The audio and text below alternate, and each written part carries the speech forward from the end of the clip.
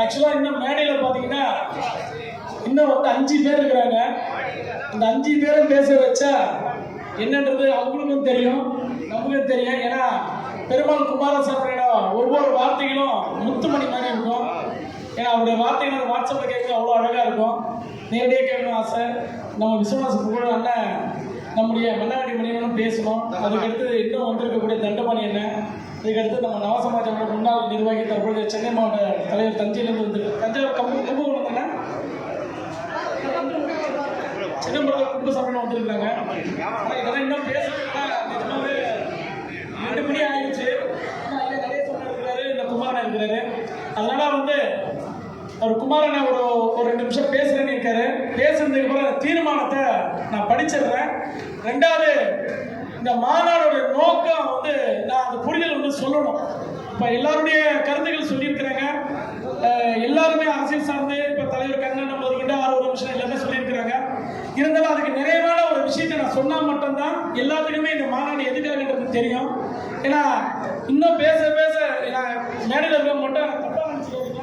ஏதாவது நான் வாய்ப்பு ஏதோ உங்களுக்கு என்னடா மேடையில் கூப்பிட்டு உட்கார வச்சா அப்படின்னு கூட நினச்சிடாதீங்க.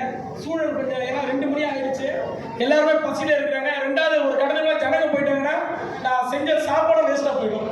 அதுதான் சரி. ஏன்னா நீங்கள் ஒரு 2 நிமிஷம் கூட பேசுறீங்க. நான் நிறைவா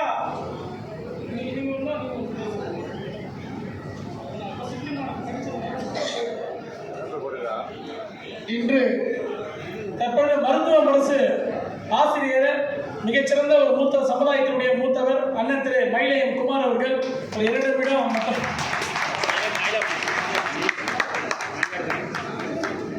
நமது கலைப்போராளி ராஜா அவர்கள் இந்த மாபெரும் கோரிக்கை மாநாடை ஒன்று நடத்தி கொண்டிருக்கின்றார்.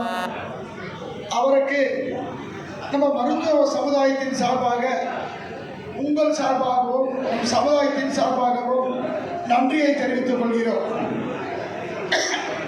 ஏன் அவருக்கு நன்றியை தெரிவித்துக் கொள்கிறோம் என்று ஒரு கணம் சிந்தித்துப்பார்கள். அவருக்கு ஊட்டு துணையாக இருந்து நமது ராஜா அவர்கள் ஒரு சங்கத்தின் அடிப்படையில் எண்ணற்ற சாதனைகள் செய்து கொண்டிருந்தால், அந்த சங்கத்தின் மேலாக இன்னும் ஒரு படி மேலாக சென்று மதிப்புக்குரிய சகோதரர் கண்ணனிடம் சேர்ந்தவுடன் படிப்படியாக ஏறி இந்த நிலைமைக்கு வந்திருக்கின்றார். இதை கண்ணன் அவர்களுக்கு நன்றியுடன் தெரிவித்துக் கொள்கிறேன். எதுக்கு நான் சொல்லிக் கொண்டேன் என்றால், நம் சமுதாயத்தில் ஒரு இடம் சிந்தித்து பார்க்க வேண்டும். கலை போராளி எஸ்.கே. ராஜா அவர் ஒரு சங்கத்தில் பெரிய பொறுப்பில் இருந்தால், பெரிய பாராட்டுகளை பெற்றுக்கொண்டால், பல மாநாடுகள் கச்சேரிகள் எல்லாம் நடத்தி கொண்டிருந்தார். எது எடுத்தாலும் சீரும் சிறப்புமாக செய்து கொண்டிருப்பார். என்னை போன்று, நான் என்னை பற்றி பிறகு சொல்கிறேன், எனக்கு ராஜா போன்ற ஆள்கள் ஒரு 40 ஆண்டுகளுக்கு முன்னால் கிடைத்திருந்தால் கண்ணன் அவர்கள் சொல்வதற்கு கூட ஒரே சங்கமாக நினைக்கிறார்கள். இப்பொழுது உன்னை சொல்ல கடமைப்பட்டிருக்கின்றேன். நம்ம கண்ணன் அவர்கள் சொன்னதை போல நாம் அனைவரும் அனைத்து கட்சியிலும் இருக்கின்றோம். அது உண்மைதான்.